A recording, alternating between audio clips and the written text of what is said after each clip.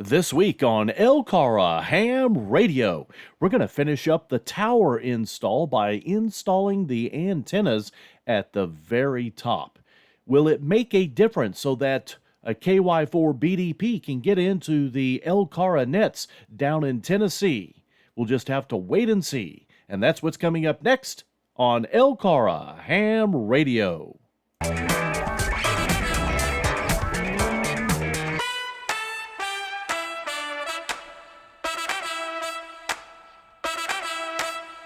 Alrighty, so we're in my truck. I've got a temporary setup here with a mobile radio.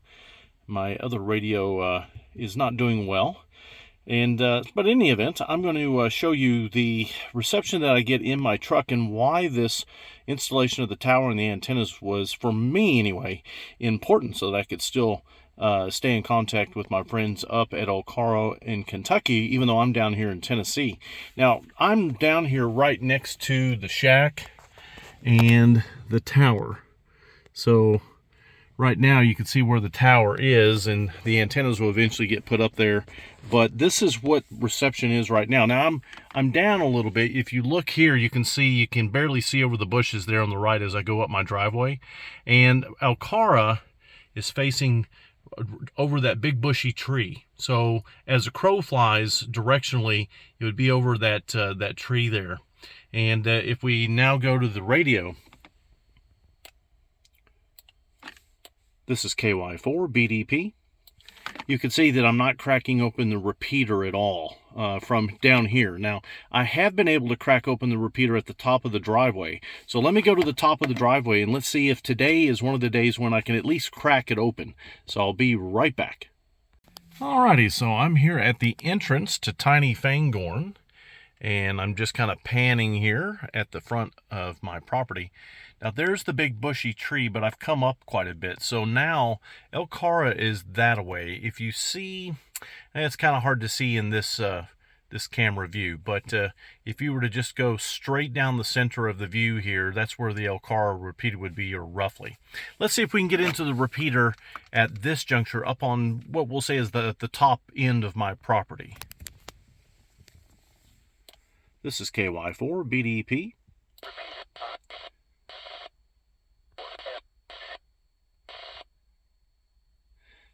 So you can see I was able to just get into the repeater, 50 watts power here on this mobile radio, but very, just the signal coming back from the repeater wasn't that good. And the audio coming back is not that good. And whether or not anybody was able to hear me is probably another question to be asked. So that's why the installation of the antennas is so important, is I can't really participate with the net activities and so forth. I might be able to participate in some simplex activities because there is one individual between me and where net control is usually for simplex that could probably pick me up. But as far as getting into the repeater because of the terrain, not so good.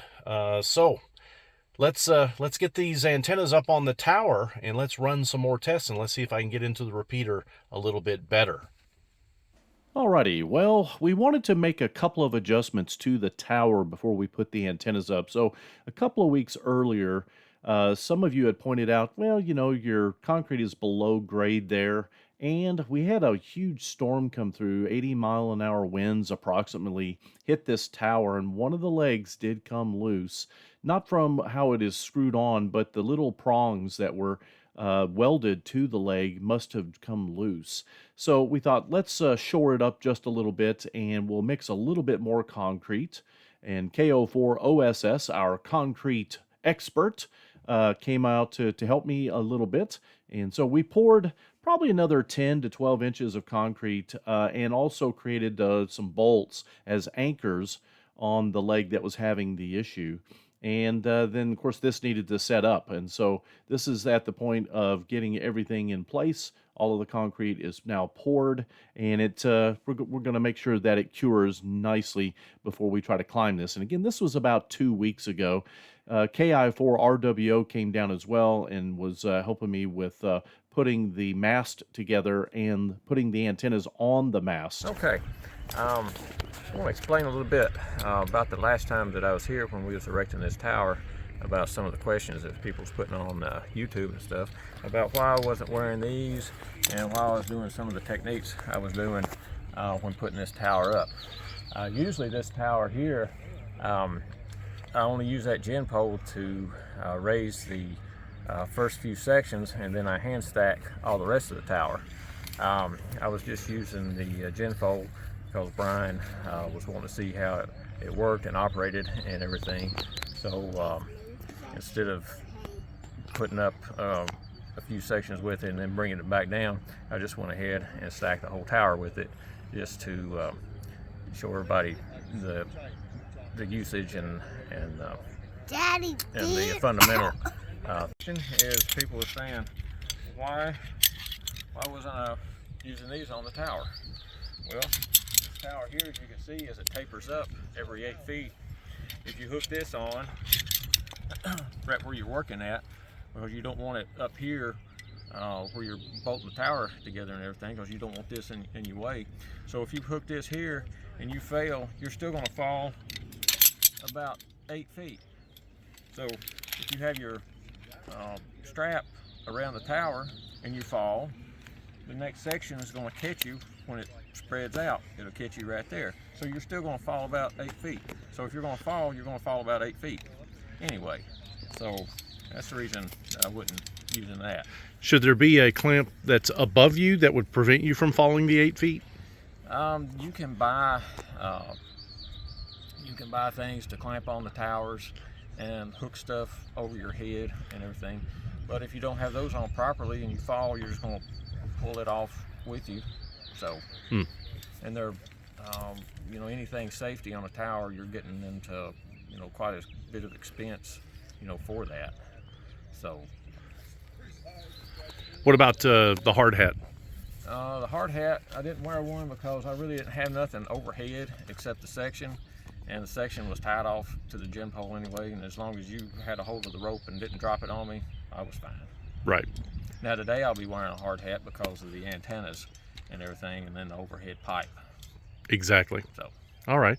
And to put the rotor on there and to get the antennas up and so forth with the gear that you're using and you know, following proper safety protocols, how long do you think this process would normally take? Probably about an hour, hour and a half. All right, about an hour, hour and a half. So folks, we're going to come back in the next segment. Ken's going to begin the process of getting the rotor on first, and we'll have to run the wiring for that back down the tower. Well, we're going to pre-wire everything. We're going to pre-wire the rotor, and then when we bring the antennas up, we'll have those pre-wired too. So all I got to do is just set everything in place, get the slack up there that I need, and then start taping down. All righty. Okay, well, in the next segment, we're going to begin that process. Stay tuned. So it's at this point I also want to introduce K5QF, Austin Cates. Now, you may have seen our rally video recently where we used some of his drone footage.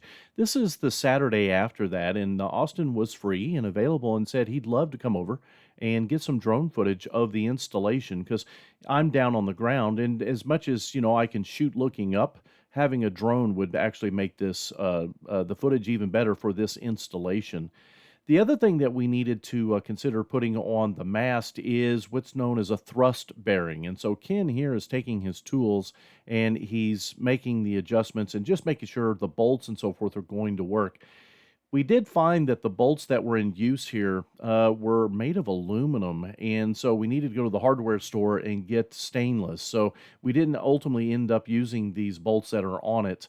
We ended up replacing those with some better bolts. But that's what Ken is doing here, is just making sure that everything is going to come together. And this thrust bearing that he has in his hand will actually be on the very top of the tower, and it's to prevent the mast itself and the weight of the antennas from actually pushing down on the rotor. It was at this point, as we were trying to attach the thrust bearing to the mast itself in preparation for hauling it up, that the thrust bearing wasn't going on this mast. The mast was of what we thought the proper diameter, but when you looked inside the thrust bearing, there were protrusions where bolts are going to be using to attach it to the tower itself. And so we got out the rubber mallet, but this thing was not going on. So we spent another 45 minutes filing down the protrusions on the inside of the thrust bearing, preventing it from sliding up and down the mast. Okay, after our emergency infield modification on this thrust bearing, I had to file down these ears on here to get the pipe to slide into it. So after the 4th time of filing, let's see if it works.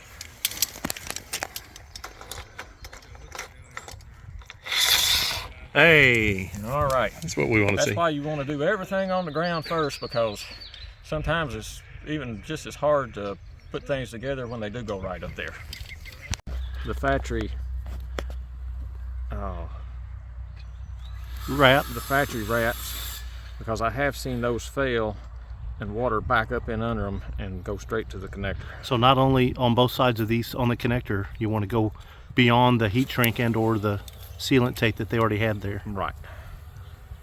And then this is sealant tape, so we're getting nice conformity along that entire length.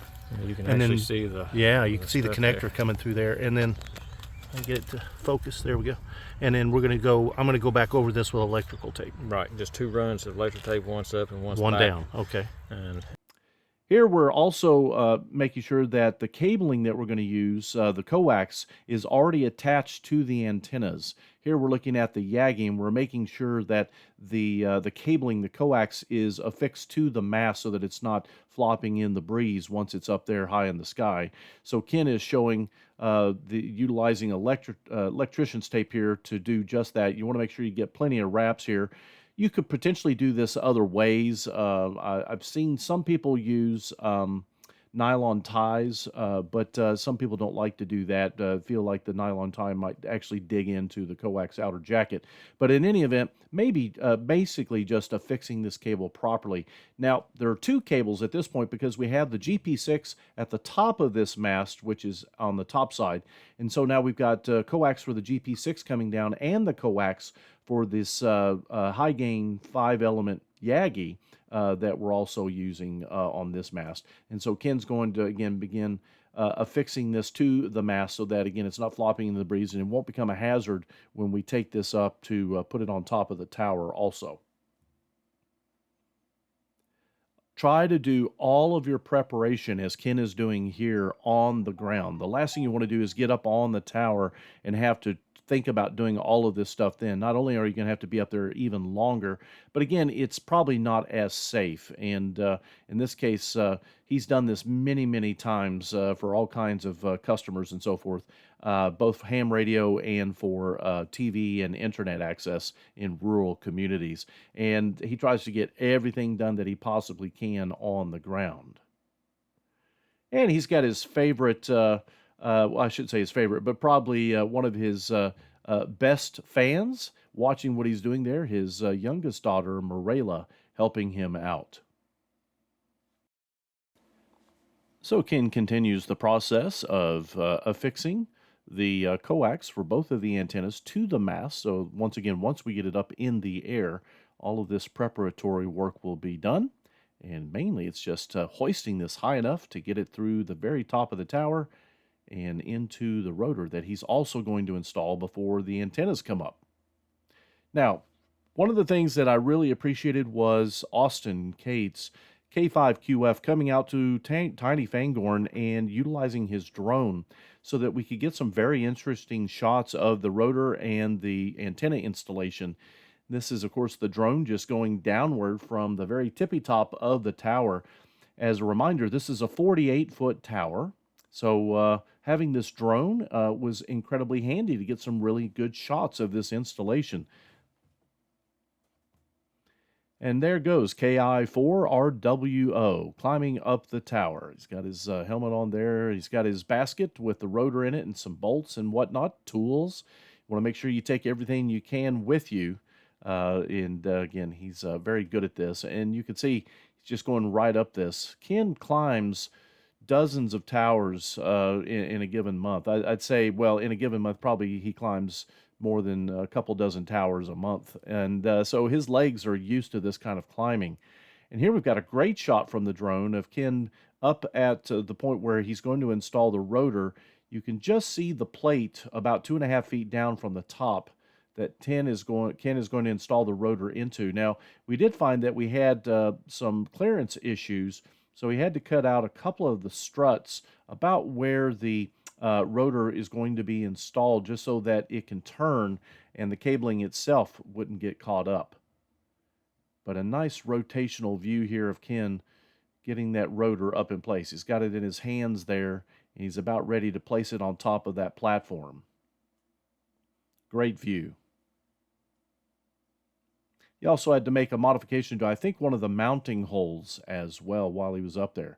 Now we've got the antennas hoisted up, and you can see the mast hanging down. Antennas are up above his head, and we've got a rope affixed to it so that we can raise it without the Yagi banging into the tower or the elements getting stuck into some of the rungs of the tower. And you can see Ken has got himself anchored in really good there. But it was pretty obvious once he got up there, he was probably going to need an additional pair of hands, and I'm not that person. So KO4OSS, Josh, happened to be on site helping me out with some concrete pouring, getting the forms in place for concrete. So Josh goes up the tower, and now we've got two folks up on this tower. So if anybody is wondering, is this tower able to not only accommodate the weight of two grown men, but, some of the wiggling and all the rest of it, it came through in flying colors. But having this additional set of hands was incredibly helpful. That way, not only could we hoist the antenna safely, but the other set of hands can ensure that we're doing it properly and we're not banging into anything. There goes KO4OSS climbing up the tower here from a drone shot. You can see the forms on the ground that Josh has been working on, that we were pouring some concrete for those solar panels. What a shot.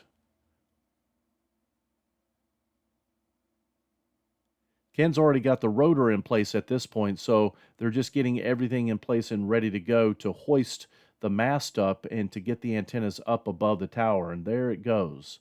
You can see having another set of hands ensures that it's stable.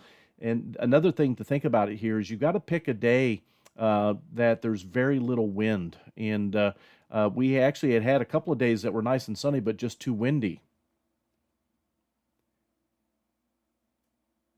And then it slides down.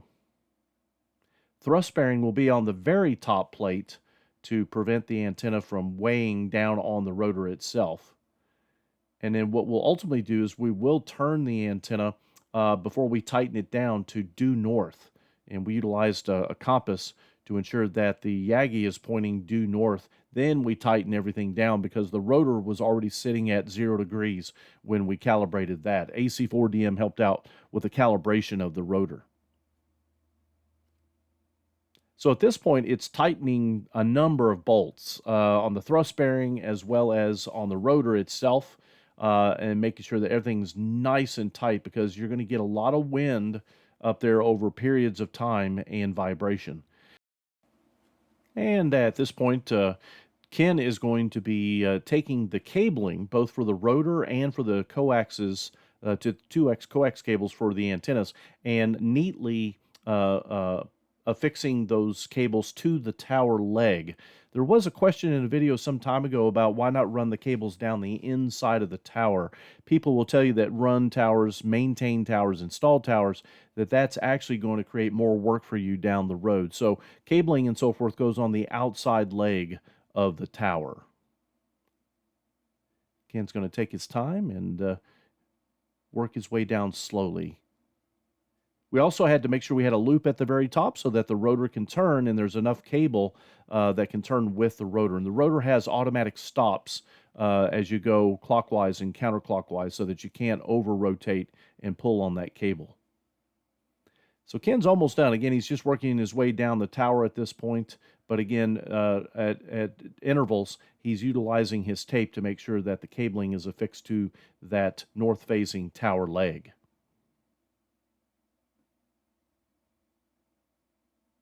Again, I want to thank K5QF Austin for bringing out the drone. This was a great way to see how a tower work is being done and how to install those antennas at the height of those antennas. And that's basically the installation of the antennas. It's just a little bit of groundwork. Ultimately, I had to cut the ends off of those cables to get them the right length. Those were ultimately installed into the lightning arresters that we had a video on just a few weeks ago. Okay, so now that we've seen that with the mobile radio, I can barely sometimes crack open the repeater, but there's no audio going in. We're now going to look at how well I can get in on one of our nets at LCARA. This will be the Tuesday emergency net. We also have a weather net on Sunday, but this will be a Tuesday emergency net. And what we're going to do is see how well am I receiving the signal. Now remember, I've got a Yagi and I've also got the GP6. And what we'll do is we'll switch between the two here on my 2-meter radio, and we'll see how well we're receiving once the net gets started. So in the next segment, we'll wait for the net to get started. We'll look at some of the S units here on the radio and how well I'm getting in or not. There's been some storms going through today, so we'll see how well things are doing. But I should be able to check into the net and much more easily with the tower and those antennas. So I'll see you in the next segment. Alrighty, so we're just about ready to get started. What I have done is I've adjusted the alpha delta, which you can see right there, and I am on position number 1, and that is the Yagi. So we're going to start out on the Yagi, and then I will switch it back, or I will switch it to the GP6. And again, we'll look at the various S units as far as strength coming into the receive side of the transceiver here, and then we'll get a feel for how well it's doing. So here in just a minute, the net will get started, and again, we'll look at this from both the Yagi and from the GP6 point of view. CQ. This is KK4YUG for the LCARA emergency net. So you can see that's coming in pretty well, and again, this is utilizing the Yagi. This net meets each Tuesday at 8:30 p.m. Eastern Time on the LCARA 146.880 repeater. Now let's switch it over to the Tone GP6. of 77 hertz, located in Somerset, Kentucky. So it looks about the same. Objective of this net is to At least handle from a receive. You can see that emergency-related last little issues digit and is any other blinking a amateur little bit. radio information that anyone wishes to pass along.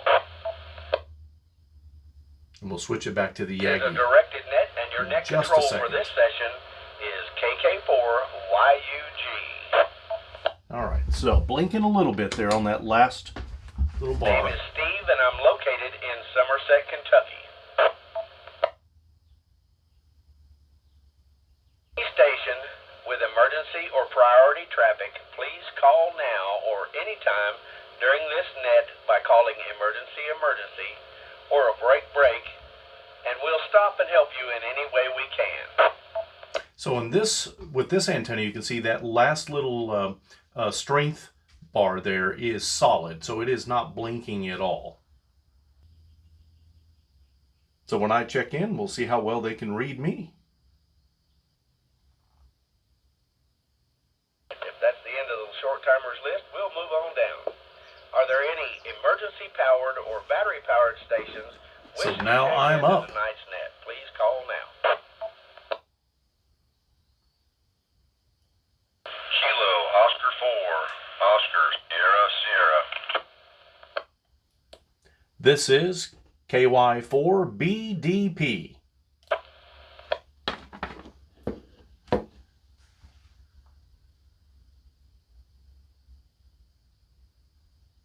Hold it there for a second, and I'd like to recognize KO4OSS and KD6FTR, and I believe there was a double in there when KD6FTR come in. If you want to holler back, give me a holler. I must have doubled with Mike. This is KY4BDP. All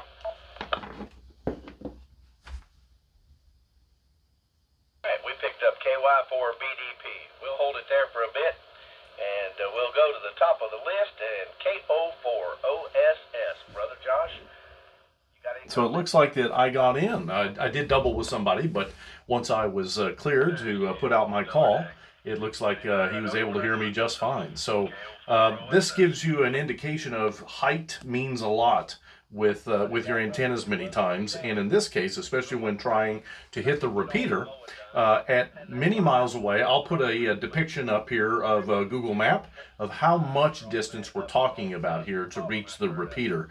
And there are some mountains and hills, not very tall mountains, but some short little mountains in the 1,000 to 1,500, probably 1,300 foot range, kind of between me and the repeater, but there's kind of a nifty little valley that I'm running through, but even then, it can be sometimes difficult to get into the repeater. And this tower has made all the difference compared to just trying to reach the repeater from, say, my mobile in the truck. Brother Brian, that Tennessee Ridge Runner, what do you got for us tonight, Brian? This is KY4BDP. Good evening, Steve, everybody on the net. Not running the Ridge tonight. Oh no, I'm using the tower and the Yagi antenna tonight to get into the repeater, hopefully, very well. After that, Brother Brian, yeah, you cut out there just a little bit on the end, but I could hear you plain as day other than that. Yeah, you guys be careful putting up your I hope your HF antenna works great. You get it all strung out there where you can start doing some. Now you'll notice that that last little bar is blinking and we're down a bar at this point, so conditions change just a little bit. Hamvention this weekend and 73 Tillions. We'll talk Switch back to the GP6. Are there any more emergency powered or battery powered stations wishing to check into the net? Please call now.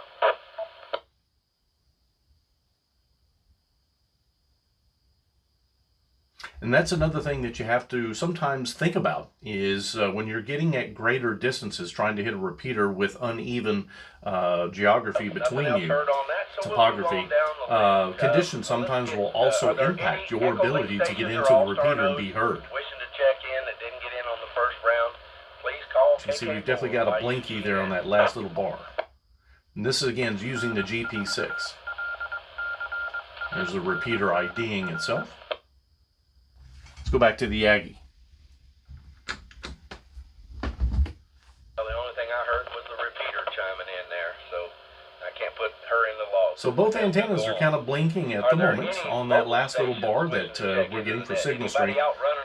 But based on some earlier tests, the Yagi does get into the repeater a little better, and that's what you would expect.